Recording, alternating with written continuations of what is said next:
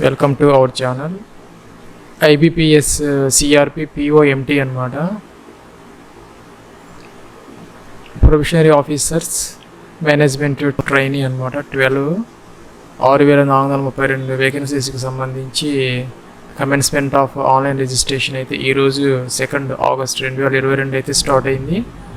The last date for apply online అయితే మనకి రిజిస్ట్రేషన్కి 22 August అనమాట. లాస్ట్ డేట్ వచ్చేసరికి 22 ఆగస్ట్ 2022. ఇంకా మనకి last date for printing for application అయితే 1 September 2022.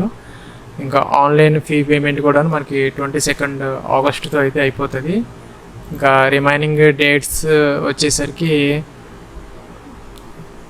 Conduct of pre exam training September అక్టోబర్లో అయితే ఉండొచ్చు. ఇంకా ఆన్లైన్ ఎగ్జామినేషన్ వచ్చేసరికి prelims October 2022, online examination mains November 2022, ఇంకా ప్రొవిజనల్ అలాట్మెంట్ వచ్చేసరికి ఏప్రిల్ 2023 అనమాట. దీనికి సంబంధించి మనకి ఏజ్ క్వాలిఫికేషన్ వచ్చేసరికి age and qualification minimum age limit as on 1 August 2022 20 to 30 years. ఇక్కడైతే డేట్స్ ఇవ్వడం జరిగింది. ఎవరైతే ఈ 2 డేట్స్ మధ్య బారన్ అయ్యారో బోత్ డేట్స్ ఆర్ ఇంక్లూజివ్ అనమాట. వాళ్ళైతే దీనికి అప్లై చేసుకునే అవకాశం అయితే ఉంటుంది. 2 ఆగస్ట్ 1992, 1 ఆగస్ట్ 2002 ఈ బోత్ డేట్స్ ఆర్ ఇంక్లూజివ్. ఈ 2 డేట్స్ మధ్య ఎవరైతే బారన్ అయ్యారో వాళ్ళైతే అప్లికేషన్ అయితే పెట్టచ్చు.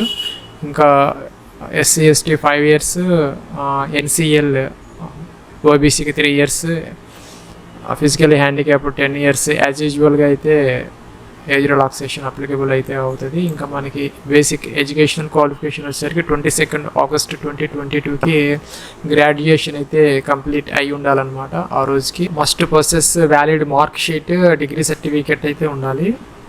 ఇంకా ఫీజు విషయానికి వచ్చేసరికి SC ST PWDకి 175 రూపీస్ అయితే ఆన్లైన్లో అయితే పే చేయాలి. అదర్స్ వచ్చేసరికి 850 రూపీస్ అయితే పే చేయాలన్నమాట. ఇంకా సెలక్షన్ ప్రొసీజర్ వచ్చేసరికి మన ప్రిలిమ్స్ అండ్ మెయిన్స్. ఇక్కడ మనకి ప్రిలిమ్స్ మెయిన్స్ సంబంధించి subject wise exam pattern syllabus అయితే ఉన్నది.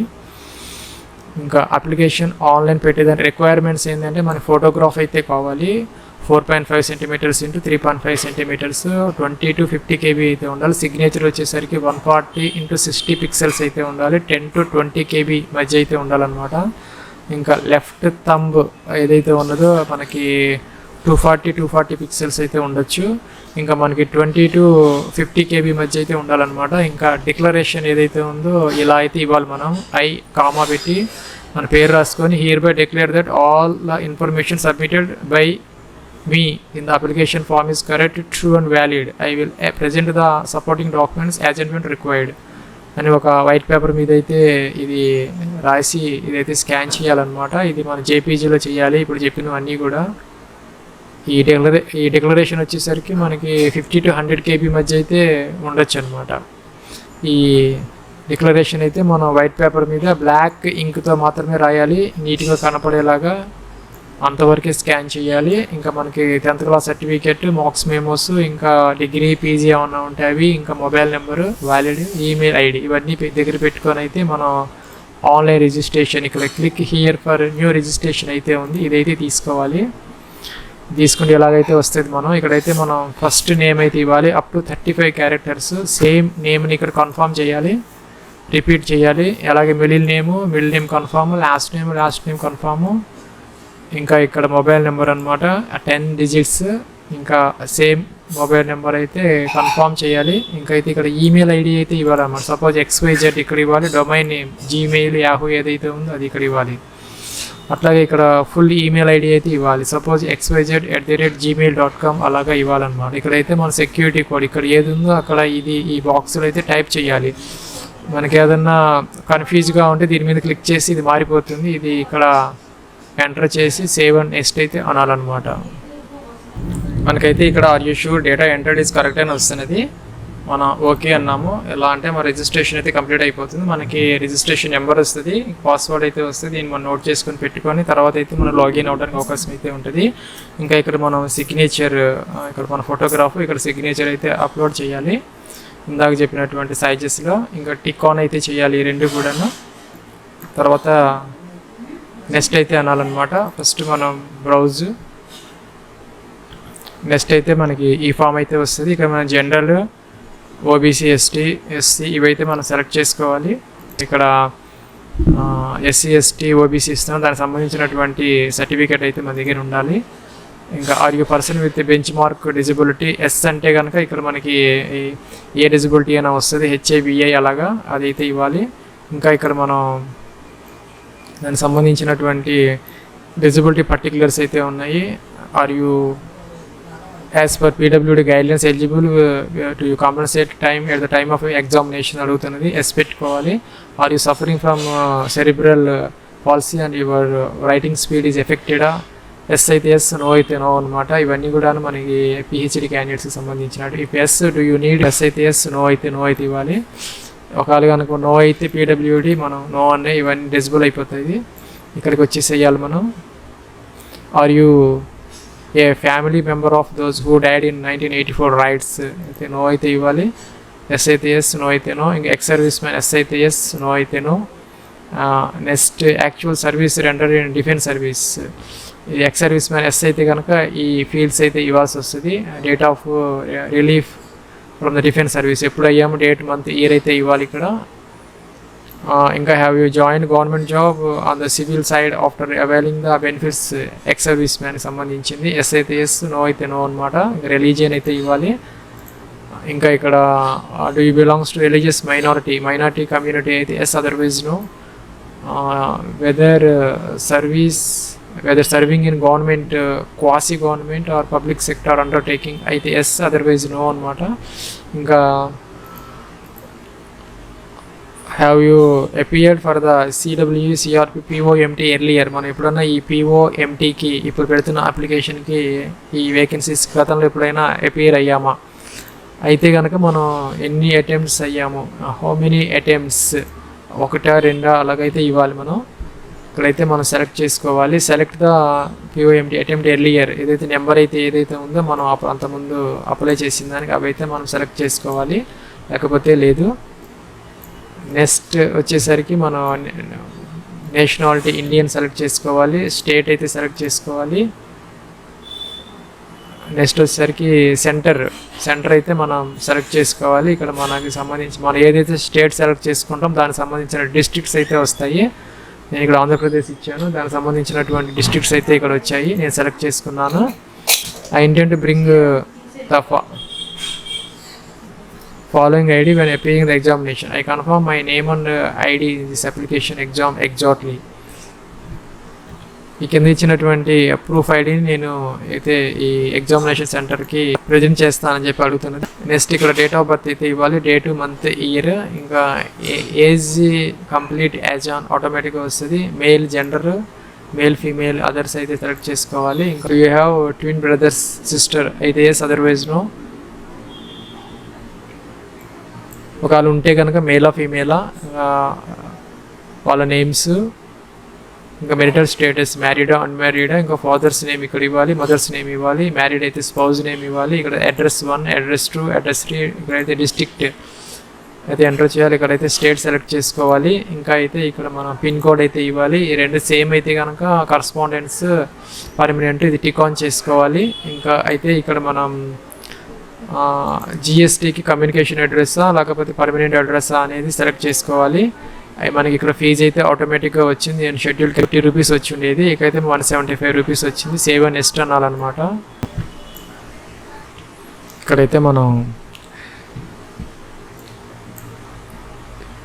Education qualifications as on 22 August అయితే ఇవ్వాలి. ఇక్కడ మనం సెలెక్ట్ చేసుకోవాలి, బీఈ, బీటెక్, బీకామ్, బీఏ అనేది.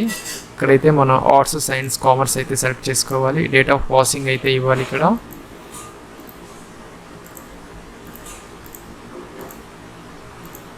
ఇక్కడైతే పర్సంటేజ్ ఆఫ్ మార్క్స్ అయితే ఇవ్వాలి. గ్రేడ్ ఉంటే పర్సంటేజ్లోకి అయితే మార్క్ చేసుకోవాలి. ఇకైతే ఫస్ట్ క్లాస్, సెకండ్ క్లాస్ అయితే ఇవ్వాలి. అలాగే పీజీ అయితే పీజీ ఇక్కడైతే ఇవ్వాలి, పీజీ ఉంటే. అదర్వైజ్ ఇగ్నోర్ చేయొచ్చు. Do you have operating computer systems, yes అనాలి. ఇంకా మనకి కంప్యూటర్ యొక్క details of computer knowledge certificate, డిప్లొమానా, డిగ్రీనా అదైతే ఇవ్వాలన్నమాట. కంప్యూటర్ ఆపరేషన్స్, కంప్యూటర్ లాంగ్వేజ్ అని అడుగుతున్నది, అవైతే మనం సెలెక్ట్ చేసుకోవాలి. ఇంకా మన ఎక్స్పీరియన్స్ ఉంటే ఇక్కడైతే ఇవ్వాలన్నమాట.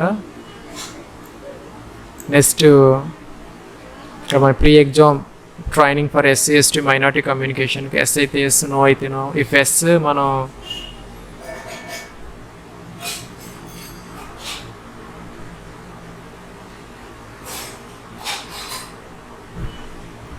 ఎస్ అయితే కనుక మనం ఇక్కడ సెంటర్ అయితే సెలెక్ట్ చేసుకోవాలి, అదర్వైజ్ అవసరం లేదు. ఇంకా ఇక్కడ వెదర్ ఎనీ ప్రాసిక్యూషన్ ఏదైనా కేస్ కోర్ట్ కేసెస్ ఏమైనా ఉంటే ఎస్, అదర్వైజ్ నో అనమాట. If yes particulars of if yes అయితే కనుక పర్టికులర్స్ ఇవ్వాలి, లేకపోతే అవసరం. ఇక్కడైతే లాంగ్వేజెస్ అయితే ఇవ్వాలన్నమాట, తెలుగు, ఇంగ్లీష్, హిందీ. ఇక్కడైతే మనం టైప్ చేయాలి. రీడ్, రైట్, అలాగే స్పీక్ అని ఇవ్వాలి. ఇంకా ఏమన్నా లాంగ్వేజెస్ వచ్చి ఉంటే మనం అయితే ఇవ్వాలన్నమాట. సేవ్ అండ్ నెక్స్ట్ అనాలి. నెక్స్ట్ మనకి ఈ ఫామ్ అయితే వస్తుంది. ఇక మనకి పార్టిసిపేటింగ్ బ్యాంక్స్ అయితే ఇక్కడ లిస్ట్ అయితే వచ్చిందనమాట. మనకి నోటిఫికేషన్లో అయితే డీటెయిల్స్ అయితే ఉన్నాయి, ఏ బ్యాంకుకి ఎన్ని వేకెన్సీస్ ఉన్నాయో దాన్ని బట్టి మనం సెలెక్ట్ చేసుకోవచ్చు, లేదంటే అన్ని టిక్ ఆన్ చేసుకోవచ్చు.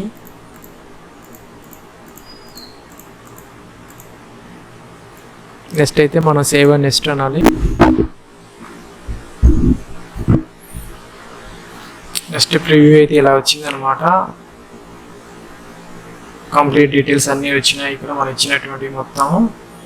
ఇక్కడైతే మనం ఐ అగ్రీ అనాలి. First I confirm that my name as filled by me in the application form exactly matches with the name in my ID proof.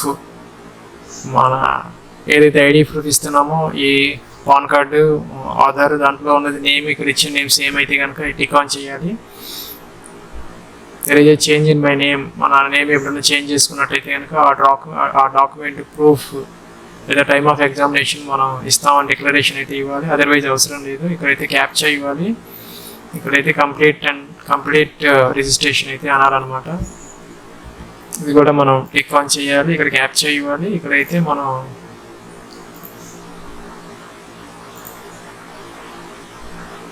Are you sure అని అడిగింది 2 times. మనం ఇచ్చినటువంటి డేటాని కరెక్టా లేదా అనేది మనం ఓకే అయితే చేయాలి. ఇక్కడైతే మనం లెఫ్ట్ థంబ్ ఇంప్రెషన్ అయితే అప్లోడ్ చేయాలి. ఇక్కడైతే మన హ్యాండ్ రిటన్ డిక్లరేషన్ ఏదైతే ఉందో అదైతే మనం అప్లోడ్ చేయాలన్నమాట. హ్యాండ్ రిటన్ డిక్లరేషన్ ఏదైతే ఉందో వైట్ పేపర్ మీద బ్లాక్ ఇంక్తో అయితే చేయాలి. నెక్స్ట్ అయితే సేవ్ అండ్ నెక్స్ట్ అనాలి. మనకి ఆర్ యు షూర్ ఓకే అంటుంది, ఓకే అన్నాము. నెక్స్ట్ అయితే మనకి ఫీజ్ పేమెంట్ గేట్వే అయితే ఓపెన్ అవుతుంది. మనకి 850 రూపీస్ అయితే చూపించింది. ఇక్కడైతే మనం క్యాప్చా ఇవ్వాలి. నేను ఇక్కడ జనరల్ ఇచ్చాను కాబట్టి నాకు 850 రూపీస్ అయితే చూపించింది. యూ వాంట్ సబ్మిట్ అంది, ఓకే అన్నాను. మనకి ఇక్కడ పేమెంట్ గేట్వే అయితే ఓపెన్ అవుతుంది. ఈ బిల్ డెస్క్, దీనికి సంబంధించిన డెబిట్ కార్డు కానీ, మనం క్రెడిట్ కార్డు కానీ, లేదంటే నెట్ బ్యాంకింగ్ ద్వారా అని ఈ డీటెయిల్స్ అన్నీ ఇచ్చి మనం అయితే ఫీజు పే చేయాలి. స్లోగా ఉన్నది, లోడ్ అవుతున్నది. లోడ్ అయిందనమాట. ఇక్కడైతే మనం డెబిట్ కార్డు లేదా ఇంటర్నెట్ బ్యాంకింగ్ ఏవైతే కార్డ్ నెంబర్ ఇవ్వాలి, మంత్ ఇయర్ ఇవ్వాలి, ఇక్కడైతే సివివి నెంబర్ ఇవ్వాలి, ఇక్కడైతే నేమ్ ఆన్ కార్డ్ ఇవ్వాలి, మేక్ పేమెంట్ ఇవ్వాలి, ఓటీపీ వస్తుంది.